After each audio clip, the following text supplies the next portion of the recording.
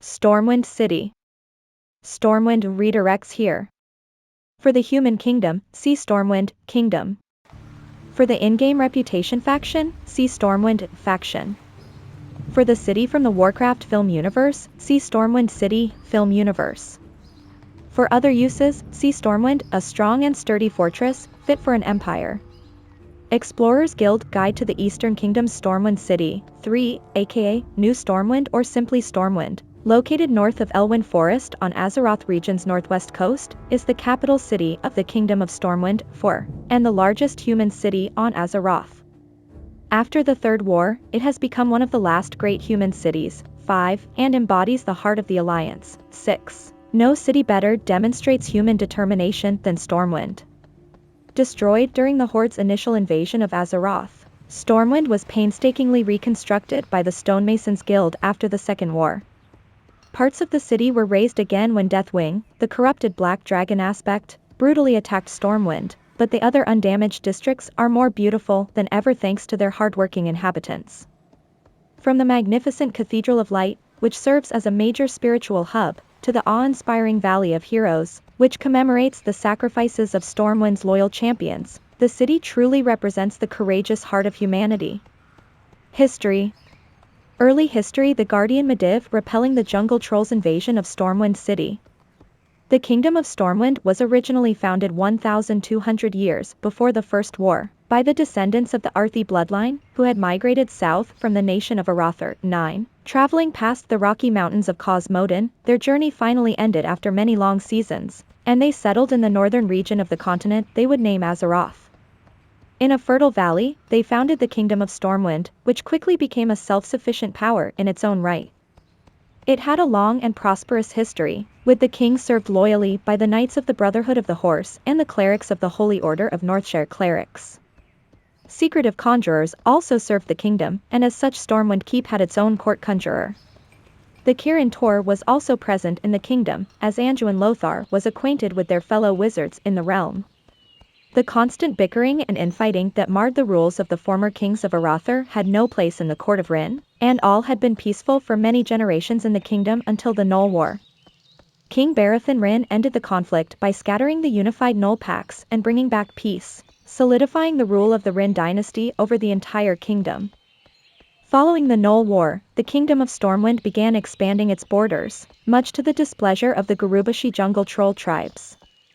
A series of smaller conflicts between the two factions erupted over time, largely over the territories bordering Stranglethorn Vale that Stormwindian settlers began expanding into.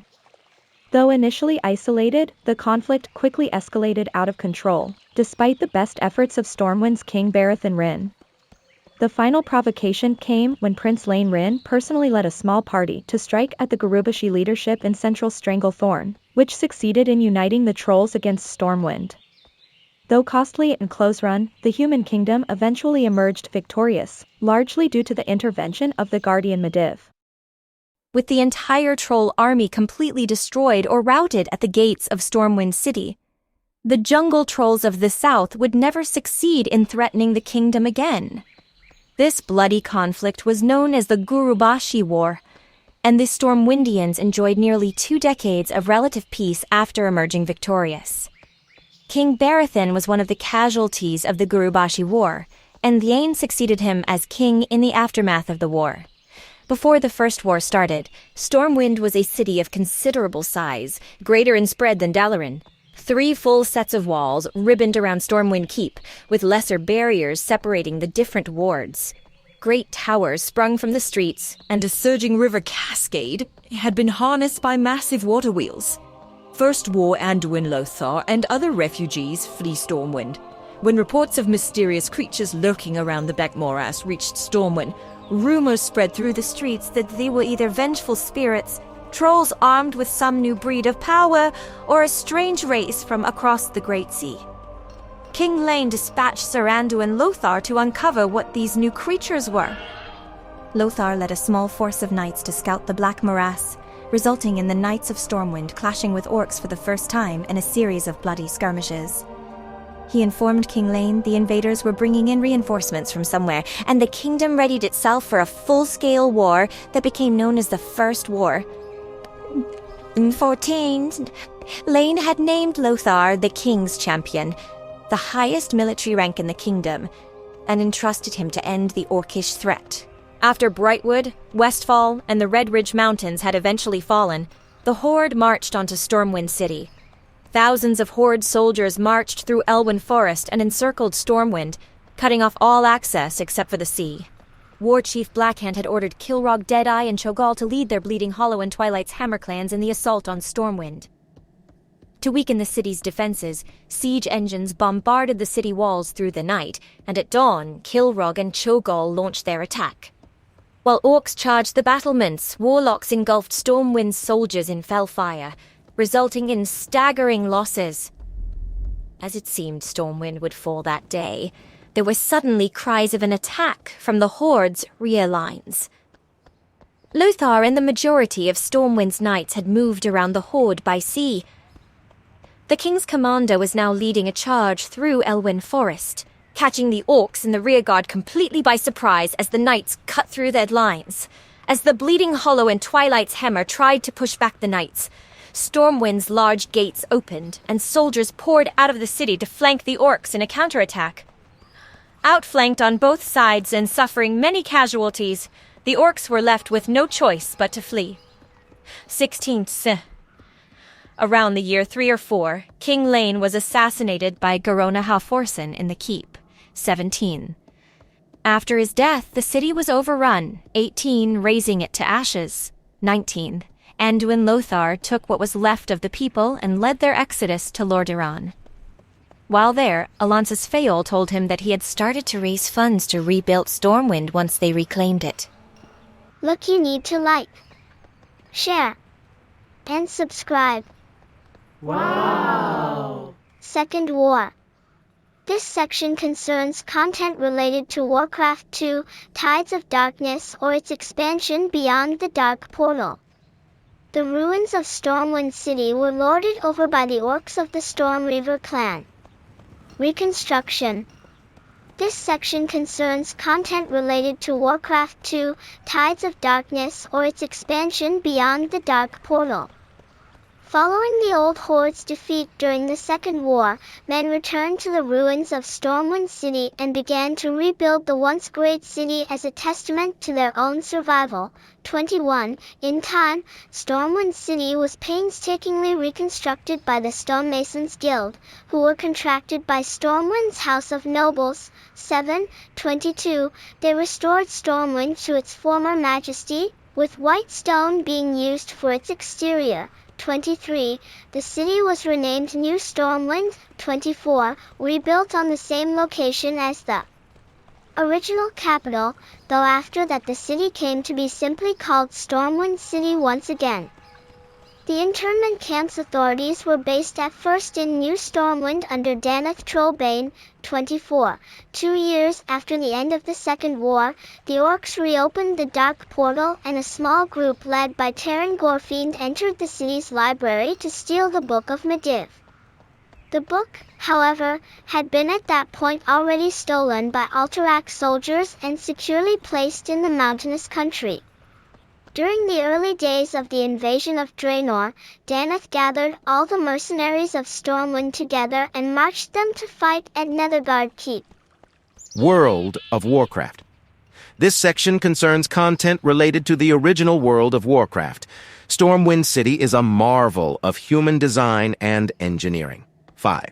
From the magnificent Cathedral of Light, which serves as a major spiritual hub, to the awe-inspiring Valley of Heroes, which commemorates the sacrifices of Stormwind's loyal champions, the city truly represents the courageous heart of humanity. The trade district bustles with trade from across the continent and beyond, while adventurers of every sort can be found wandering the streets of Old Town. Some merchants can be found carting their exotic wares on the cobblestone streets, such as those found in the Dwarven district. Another area of note is Stormwind Harbor, which acts as a dock for transport ships and a shipyard for the Alliance Navy. Though the city is bustling with trade and business, Alliance citizens can also find peace and relaxation in the preserved, natural, local attractions of the city and the recreational activities available there.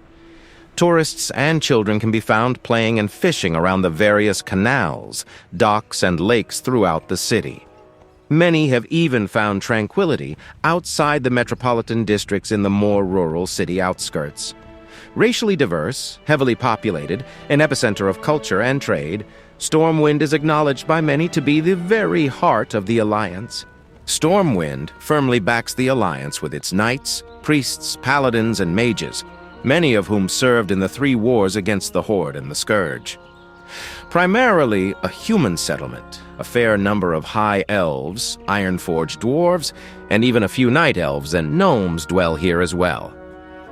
Stormwind City is the home of the Academy of Arcane Sciences, the only remaining school of wizardry in the East, and the Cathedral of Light, the philosophical capital for those who follow the Holy Light, and the base of operations of the Order of the Silver Hand in the Kingdom. These edifices draw healers, priests, paladins, and mages to the city, all of whom bolster Stormwind's vast military. Its vigilant city guard keep the peace within the city's towering stone walls, and the elite Stormwind Royal Guard protect the monarchy and patrol the outlying region of Elwyn Forest on horseback. The House of Rin rules the city and kingdom from Stormwind Keep. Rumor has it that Rin employs a secret society of rogues known as SI-7, who are spies, assassins, and saboteurs wielding royal carte blanche. Unaffected by the ravages of the Scourge in the north, Stormwind still faces its own threats, both from without and within. During the first Scourge invasion, the Scourge attacked Stormwind City, which later led to an Alliance counterattack. Bolvar Fordragon recruited Alliance heroes who raided Naxxramas and defeated Kel'Thuzad. Prior to the start of the invasion of Outland, the gates of Stormwind were invaded by a group of Burning Legion demons led by High Lord Cruel. Political unrest. This section concerns content related to the Warcraft manga or comics. Though Stormwind offered what support and resources they could to the war effort in Lordaeron, they were also beset by their own internal problems. A disagreement between the stonemasons and the House of Nobles set off a violent riot in Stormwind City itself. The chaos led to the murder of Queen Tiffin Rin. In response, King Varian Rin vowed to punish those responsible and dealt with the rioters more severely. The stonemasons, fleeing the city, hid in the rural areas of Westfall to escape prosecution. Knowing Varian's anger would never fade, many were forced to remain in hiding. The stonemasons became the terrorist organization known as the Defias Brotherhood and sowed anarchy and terror in the lands of Stormwind for the next decade. King Varian, shaken by his wife's death, fell into a Great Depression. Lady Catrona Prester took advantage of this opportunity and used politics and sorcery to politically outmaneuver the king in the coming years. Yet in time, King Varian slowly regained his political clout, with his son Anduin Rin being his primary inspiration. After the dust had settled from the Third War, Varian journeyed to Theramore Alt to speak with Lady Jaina Proudmoore regarding Horde/Alliance relations. En route, he was abducted by the Defias, who had been told of his diplomatic trip through a spy rumored to live within the kingdom of Stormwind itself. Rumors circulated that he was taken to Alkaz Island and was held captive there. These rumors were true, yet they were also false, for Varian was split into 2 people after a botched ritual to subdue Varian's will conducted by Onyxia. While one of the twins retained all of his wits, charm, and patience, the other retained his will, ferocity, and skills in battle, where the latter escaped his captivity. For the past 2 years following his abduction, Varian was robbed of his memories and enslaved by a Horde gladiatorial trainer called Rhaegar Earthfury in Kalimdor. After King Varian Rin went missing under suspicious circumstances while en route to a diplomatic summit to Theramore, Stormwind was believed to be going through a state of disarray.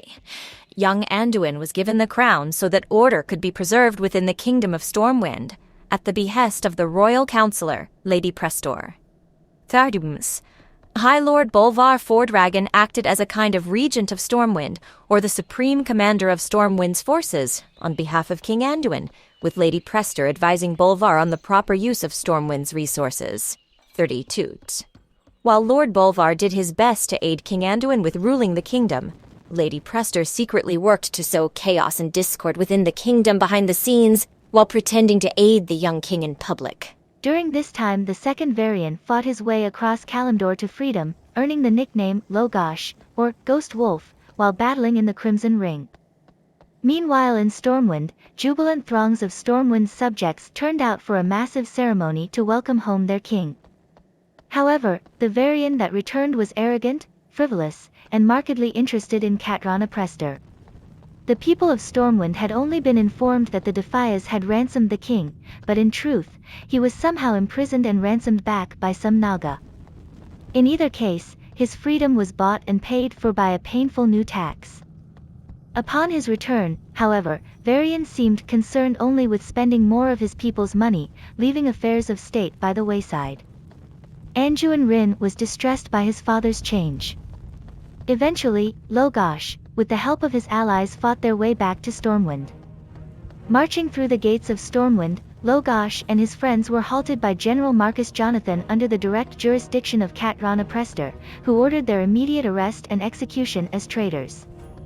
One of Logosh's allies, known as Reginald Windsor, succeeded in convincing Marcus of his loyalty to Stormwind as they had previously served together under Turalian. Katrana Prester hastily gathered soldiers only to have the false Varian tell her that she was disobeying the chain of command and was not in charge of Stormwind.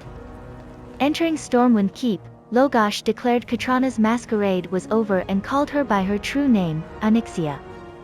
Revealing her dragon form and transforming multiple guards into dragon spawn, Logosh and his allies began battle in the Great Hall of Stormwind Keep. The arrival of High Lord Bolvar for Dragon along with Anduin greatly aided them in securing the keep, but Reginald Windsor was killed moments later by Onyxia.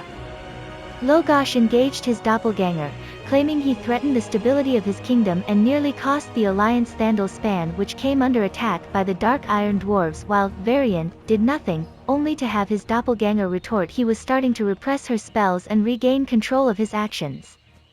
Anduin, surprised by seeing two Varians, urged them to stop fighting each other and face the true threat, the brood mother Onyxia. The great dragon snatched Anduin and teleported them to her lair, daring Varian to follow suit. Regrouping with their friends, Logosh and Varian were left to grieve the loss of their son. Logosh announced to their friends and allies that the final battle would end in Onyxia's lair. Leading a mounted charge, both Varians cut bloody swathes into Onyxia's dragon spawn ranks. Jaina Proudmoore disabled the impeding magical barriers, while Varian and his allies used steel and magic to slay Onyxia's brood. Eventually, they encountered the brood mother herself, with Anduin imprisoned under her iron grip. Onyxia held Anduin hostage, threatening to kill him if Varian didn't surrender Stormwind over to her. Anduin urged his father not to give in to her threats, and Logosh agreed to fight and die with Anduin if need be. Logosh threw a knife at the dragon's claw to loosen her hold over Anduin. Anduin fell at a great height but was caught and saved by Brawl Bearmantle, who had taken his raven form to catch him midair. With Anduin's safety secured, both Varians engaged Onyxia with all of their might. Becoming desperate to end the fight, Onyxia began casting the spell she was going to use on Alkaz Island to kill Logosh. But Logosh's double responded by stepping in front of the blast, saying he should die because Logosh was the embodiment of the true Varian. Not willing to sacrifice his double, Logosh leapt alongside his other self, hoping to save him. The magic spell became disrupted by having the two Varians in the spell, and after a moment of silence, Varian emerged. His two halves fused back together. Onyxia desperately tries to incinerate him, but Varian swiftly reached Onyxia's head and impaled her with his newly fused elven sword, Charlemagne. With Onyxia dead, Varian reunited with his son and friends, telling them their long and noble deeds will be rewarded, and Stormwind has been reborn with a new hope for the future. King Varian then decapitated Onyxia and sent her head to be hung from the ramparts of Stormwind, while Brawl Bearmantle summoned roots from the ground to seal her lair's entrance and to kill her unhatched progeny. Scourge Invasion. This section concerns content related to Wrath of the Lich King. During the second Scourge invasion, the city was once again attacked by the Scourge, and later, their advance covered in mists, 34 stormed Stormwind Harbor. King Varian created the Valiance expedition to put an end to the Lich King. Members of the Horde and the Alliance launched separate campaigns in Northrend, and their efforts resulted in the Lich King's crushing defeat. Under King Varian's leadership, the humans of Stormwind led the Alliance to victory against the Lich King in Northrend. After the death of the Lich King, this section concerns content related to the Warcraft novels, novellas, or short stories. 2 events happened in Stormwind after the death of the Lich King. Firstly, the Emerald Nightmare invaded Azeroth, and so invaded Stormwind City. Though many inhabitants were affected by the nightmare, some, such as Varian, were able to avoid it. The King of Stormwind was asked to lead the fight against the nightmare in the Emerald Dream, and the battle was successful. After which, Stormwind City began to rebuild from the chaos caused by the war against the nightmare. Later on, a great ceremony was held in honor of the thousands who died in the war against the Lich King. Elemental unrest. This section concerns content related to Cataclysm. Shortly before the Cataclysm, a meeting of the Alliance leaders was held in the Stormwind Keep to discuss the strange natural effects that have felt across the world, as well as to discuss on how to deal with the Twilight Hammer cult and their talk of the end of the world. Not long after this, the city was attacked by furious elements made of wind and water. But the attack was repelled and the city was secure. Cataclysm. This section concerns content related to Cataclysm. When Deathwing returned, he marked his revival by flying a trip around Azeroth. His massive power was enough to destroy and reshape the land where he appeared, which resulted in the Cataclysm. Stormwind City got its share of the destruction when Deathwing swooped into it, crashed down on the city gates and wrecked parts of the city. The entire park was blown away, and his searing heat caused the towers where he landed to glow red. Afterward, he took the head of Onyxia and flew off, something which puzzles the city guards as they are certain he would be able to destroy the entire city if he had wanted to. 38. Though Stormwind is still reeling from this brutal attack, the other undamaged districts are more beautiful than ever thanks to their hard-working inhabitants.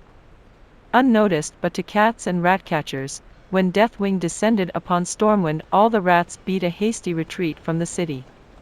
Only of late have they returned. Blood of Our Fathers. This section concerns content related to the Warcraft novels, novellas, or short stories. Not long after Deathwing attacked Stormwind, the Twilight's Hammer cult tried to assassinate both King Varian and his son, Prince Anduin, on the day of Remembrance Day, at the Stormwind City Cemetery, which they were lured to by Archbishop Benedictus under the pretense of family bonding, while Benedictus tried to sway the masses to the Twilight Hammer's cause. Later, much to everyone's surprise, Varian arrived at the Remembrance Day ceremony. Limping onto a stage erected for the holiday, disheveled and covered in blood, came King Varian and Prince Anduin, barely holding each other up in their fatigue. As the realization of their dire state spread, a concerned murmur arose, but Varian raised his hand in a gesture of reassurance, and the crowd grew silent. It suddenly dawned on Varian that he had never found time to prepare his Remembrance Day speech. The king paused for just a moment, trying to smile through the pain, and then realized with utmost clarity that he now knew exactly what to say. He tells the people of Stormwind that though he has his faults, as their king, he has and always will have their best interests in mind. Even after Deathwing's attack, Stormwind will always remain vigilant and stand defiantly against their enemies. They will always rebuild from tragedy and continue to learn from adversity. Stormwind will continue to grow from every direction, forging a brighter future. Each day they are alive is a great day, for each generation finds its own way to become the greatest generation that has ever lived and become the heroes of tomorrow. Varian states that though in the past they relied on strength and steel to forge their destiny, it is not the only way. In order to restore the world, a time will come when leaders need to be healers instead of warriors, those who mend instead of those who break. Only then can they truly cure their deep ills and achieve a lasting peace. Varian watched with pride as his words stirred the hearts of his people. The populace cheered for King Varian and this new direction for Stormwind. Tides of War. When Theramore fell, black flags were raised at Stormwind's buildings in honor of those who died there. Later on, mass construction of Alliance ships took place in Stormwind Harbor for the upcoming Global Alliance Horde War. Mists of Pandaria. As the Alliance achieved a critical victory against the Horde, thwarting the plans of Garrosh to unleash the horrible powers of the Divine Bell, the repairs of the damage caused by Deathwing neared completion. The front gate towers have been reconstructed, and the statue of Danath Trollbane is back in place and mended to pristine condition. Stormwind now appears more beautiful than ever. However, the area where the park stood still appears black and charred, and the surrounding walls and buildings are still in ruins, reminding everyone of the horrors of Deathwing's power. It seems unlikely that the destroyed district will ever fully recover, due to the fact that large chunks of landmass are missing. Warlords of Draenor. The Kirin have built a camp on a plateau behind the city walls, overlooking Mage Quarter, called the Overlook 40. A portal is situated there, which is a gateway between the camp and the Everbloom outpost. After losing control of the situation there, the portal allowed Gorgron overgrowth to leak through it, while the Primals led by Yalnu invaded the city. The Dragonmaw clan led by Warlord Zila took control of the upper Blackrock Spire and prepared to launch a doomsday weapon targeted at Stormwind 41, but they were stopped by the adventurers of the Alliance and Horde. Legion. The hard-working citizens of Stormwind worked hard to rebuild Stormwind Park into the majestic Lion's Rest. Following the death of King Varian Rin at the Broken Shore, King Rin's tomb was displayed in a portion of the new park as well as a memorial listing the names of fallen Alliance soldiers. With the Burning Legion launching their third invasion of Azeroth, Prince Anduin Rin is officially crowned the new King of Stormwind. At the end of the invasion, a new embassy opened in the city outskirts, 42. Sometime after the end of the Argus campaign, Anduin Rin had a speech for Alliance citizens at Lion's Rest. Battle for Azeroth. During the War of the Thorns, King Anduin ordered that the portals from Darnassus be constantly open throughout Stormwind City, and many Night Elven and Gilnean refugees arrived at the city, 43, filling the Cathedral of Light and its catacombs, the city's inns, the keep, and the streets, through the Valley of Heroes, spilling out most of the way to Goldspire, 44. Tyrant Whisperwind also took the wounded Malfurion Stormrage here to recuperate from his injuries. Princess Talanji and Prophet Zul of the Zandalari Empire were captured and imprisoned to the Stormwind stockades. Varrock Sorfang was also imprisoned there after being captured during the siege of Lordeiron. The Horde learned about the Zandalari trolls and War Chief Sylvanas, sent a small force to rescue them in order to gain new allies. The Horde was successful, but their presence was revealed to the Stormwind soldiers, and soon they were discovered by Gen Greymane and Jaina Proudmoore, who tried to corner the infiltrators. As the agents were trying to escape their pursuers, Zul set the city ablaze by using a torch, fighting through the soldiers that just came from Lord Daeron in Stormwind Harbor. Jaina confronted the Horde group once more, but was forced to abandon them as she saw the city burning. A war council was later held inside Stormwind Keep. Anduin Rin later let Varrock Sorfang out of prison. Horde spies stationed in Stormwind learned about Varrock's escape and informed Sylvanas. Portal Keeper Romier, stationed in Zuldazar during faction assaults, maintained a portal to Stormwind. Similarly, several purified soldiers were portaled from Stormwind to Drustvar as well. Shadowlands. After King Anduin Rin's abduction by the Mawsworn, Turallion was appointed as regent and protector of Stormwind with the support of the House of Nobles. Noshot for 8. During Death Rising, the Argent Crusade and the Knights of the Ebon Blade sent their troops to patrol the city and protect its inhabitants in case of attack by the undead. At some point in Lion's Rest, Gen Greymane and Matthias Shaw informed Alliance champions of the return of the Scourge and the abduction of Anduin. Of 49. These champions were subsequently sent to unite with the Ebon Blade and the Argent Crusade in order to combat the returning enemy. 50 years. Following the death of Harold Delora, they returned to Stormwind to inform them about the events that occurred in Icecrown and the dark powers that Sylvanas had allied with. 51. In order for allies from Azeroth to come in the Shadowlands, acolytes of the Ebon Blade were ordered to establish portals to access Ouroboros from the Wizard's Sanctum in Stormwind. Well, that was a long story. Like, share, subscribe. Notable characters. This section contains information that is out of date. With the fall of King Varian Rin at the Battle for Broken Shore, Anduin Rin now rules as king from his throne in Stormwind Keep. After the conclusion of the battle for Lordaeron, the Gilnean king Jen Greymane departed Stormwind for Cool Tiras, to assist Alliance champions in bringing Cool Tiras back into the Alliance. Shortly before the time of Varian's return, Lady Prester's true identity has been fully uncovered and brave adventurers have already dispatched her. High Lord Bolvar Fordragon, the former regent of Stormwind, was sent off to Northrend to command the main Alliance forces stationed there, where his destiny would lead him into becoming the new Lich King. Grand Admiral Jis Tereth is the officer in charge of the kingdom's fleet. In the Cathedral of Light, Archbishop Benedictus used to preside over the clergy of light, but with the revelation of his betrayal and identity as the Twilight Father, that position has currently become vacant. In the Valley of Heroes, General Hammond Clay stands sentinel on his horse, flanked by his topmost commanding officers, Major Mattingly and Field Marshal Stonebridge. Other guild masters include High Sorcerer Andromith and Master Matthias Shaw, in charge of Stormwind Wizards and Thieves Guilds, respectively. Districts.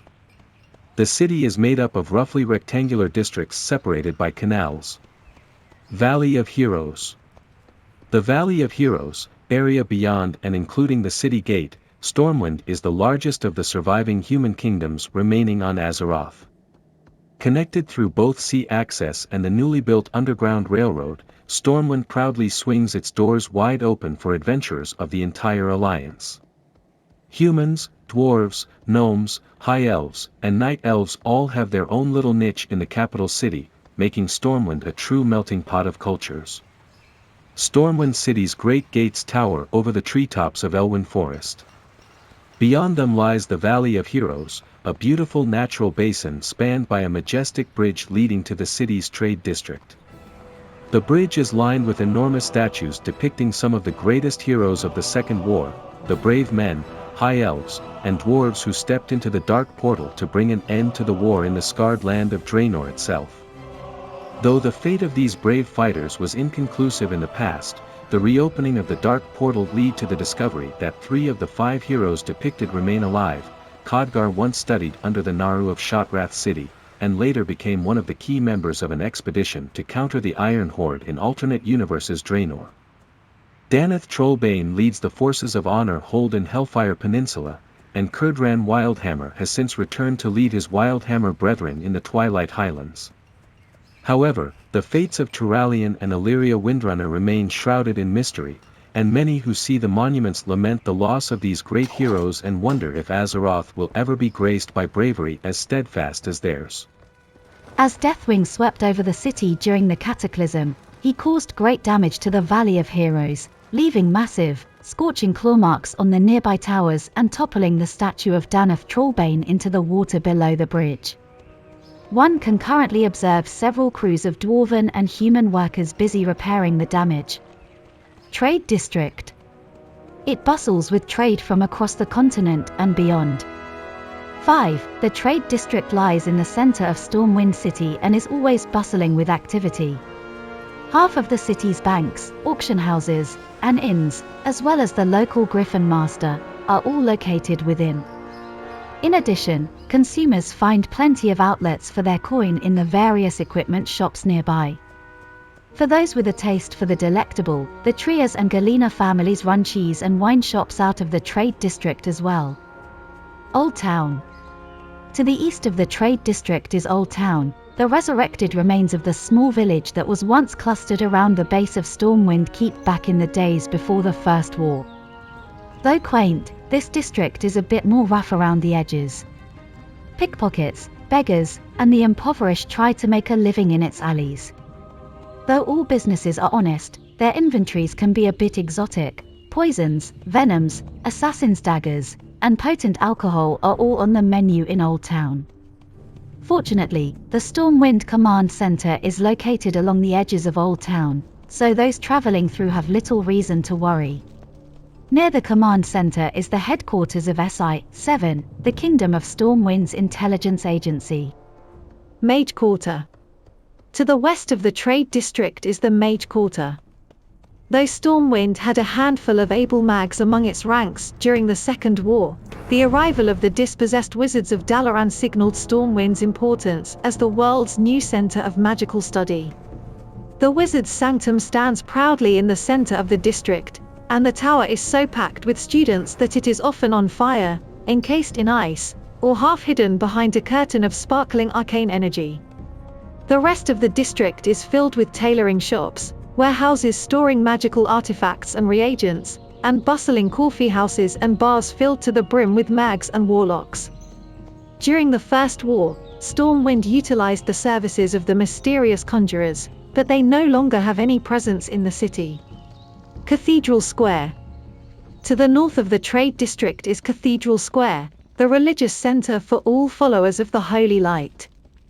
Though Stormwind Keep is the biggest structure in Stormwind City, many believe the most awe-inspiring is the Cathedral of Light. Even the druidic night elves are filled with wonder when they look upon its tall white towers and imposing architecture. Within the cathedral are the most faithful and true paladins and priests of the human race. The bishops and paladins at the cathedral are on a lifelong quest to bring the light to the darkest places on Azeroth, and all are welcome within the cathedral's walls as long as their journey is one of good and not evil. Other notable locations in the square include the city's orphanage, inhabited by many sons and daughters of families who lost their lives from the many conflicts that have raged through the years, and the City Hall, where Stormwind's architects and researchers keep a census on the citizens of the kingdom, as well as finding ways to improve the quality of life for those within the city.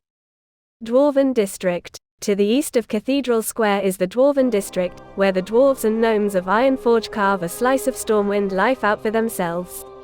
The air is thick with smoke and sparks, and the ground trembles with the pounding of anvils, but to many it feels just like a homestead. The local tavern, the Golden Keg, is certainly homely and serves as a home away from home for many weary adventurers. A trove of weapon and armor shops line the streets, and blacksmiths create masterpieces out of common metals in the many open-air plazas. Thus trade and commerce is not exactly scarce, and the district's auction house and bank are busy most hours of the day. Many adventurers pass through the Dwarven District on their way to the Deep Run Tram, a marvel of gnomish engineering and fast transport to the city of Ironforge. The massive spinning cog that frames the entrance to the tram tunnel cannot be missed. An opening by the northern end leads to the areas surrounding Olivia's Pond, providing solace for those in need of some peace and fresh air. Canals and the prisons. Each district is bordered by shimmering blue canals and linked by bridges spanning over them. Anglers fish from the many docks in the city, the freshwater fish within perfect quarry for the beginning fisherman. There are 2 fortifications that rise from the waters in Stormwind, both are prisons for the lawless and evil. The stockade is accessible from the Mage Quarter and holds murderers, gnolls, thieves, and other enemies of the kingdom. Recently, the quakes of the Cataclysm angered the elementals in the ground below the prison, and they slaughtered half of the inmates as they subsequently erupted into the halls of the stockades. Stormwind Keep. Finally, the crown of Stormwind City remains Stormwind Keep.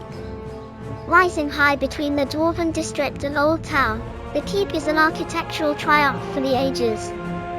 Surrounded by a deep moat, an impressive statue of Stormwind's king, Valiant Wryn, greets adventurers as they make their way into the large courtyard, testament to his triumphant return to the city after having been kidnapped by the Defiers while on a diplomatic mission to Kalimdor.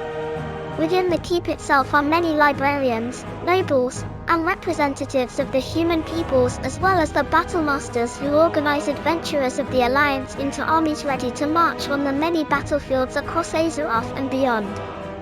Anduin sits alone by the throne since the death of his father, who perished at the Battle for Broken Shore. Previously, he was the young prince who watched over the city in his father's absence with the aid of Lady Catelyn Presta, who turned out to be none other than the Black Dragon, Onyxia, in a cunning and manipulative guise, and High Lord Bolvar Fordragon, who perished in the Alliance's campaign against the Lich King in Icecrown and later stood by his father's side until the events in Pandoria.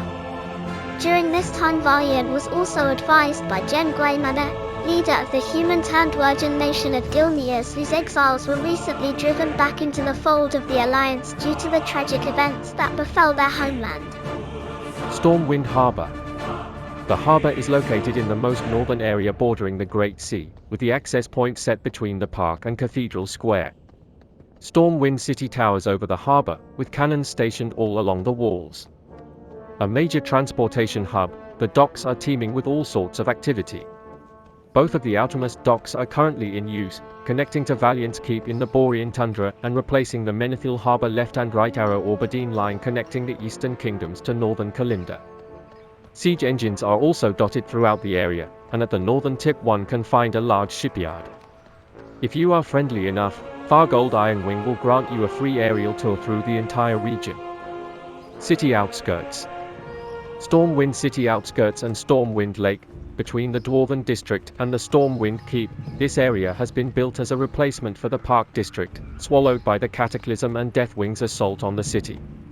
It houses a large lake with several farmhouses, as well as an Earthen Rings Earth Shrine that serves as a connection with the regions that are the main focus in the war against the Death aspect. The Tushuae Pandaren have set up a pavilion near the Earth Shrine, where Alliance adventurers can travel to Pandoria, purchase dragon turtle mounts, and contains the city's monk-class trainer. It shares the same beauty as the rest of Elwyn Forest. Following the third invasion of the Burning Legion, a new embassy for the new allies was built in the outskirts. After the burning of Teldrassil, the displaced Night Elves and humans of Gilneas largely take refuge in this area, with their racial vendors being located here. The Overlook Kirin Tor encampment situated on a plateau overlooking Mage Quarter, this area has been claimed by the Kirin Tor as a rear base for an expedition that was sent through a portal that leads to Everbloom in Gorgrond. Some of the plant life from Gorgrond has seeped through and started to grow around the portal. The area currently serves no purpose in the uninstanced version of Stormwind, but the fight against a Genesaur named Yalnu takes place there in the Everbloom instance. Lion's Rest, southwest from Cathedral Square or northwest from the Mage Quarter.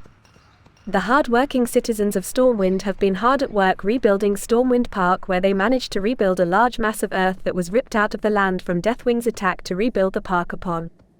Following the death of King Varian Rin at the Broken Shore, King Rin's tomb is displayed in a portion of the new park, as well as a memorial listing the names of fallen Alliance soldiers. Points of Interest main article. Stormwind City Points of Interest. There are 2 banks in Stormwind. One in the Trade District and the other in the Dwarven District. The Griffin Master on the walls of the city, from the southeastern part of the Trade District, as is the Flying Trainer Bralla Cloudwing and the Flying Mount Vendor Tannic Stonebeak. The City Hall in the northeastern edge of Cathedral Square, but currently serves no function. The Royal Library is in Stormwind Keep, down the first left hall and to the right of the Atrium Park. It houses Harrison Jones, who spends his time lecturing young students on the merits of archaeology. The Wizard's Sanctum in the Mage Quarter has a magical dimensional gateway. Also known as the Academy of Arcane Arts and Sciences, it is one of the world's centers of arcane studies and is where players arrive when utilizing a mage portal for travel. The first auction house is located in the center of the Trade District. The second is in the Dwarven District.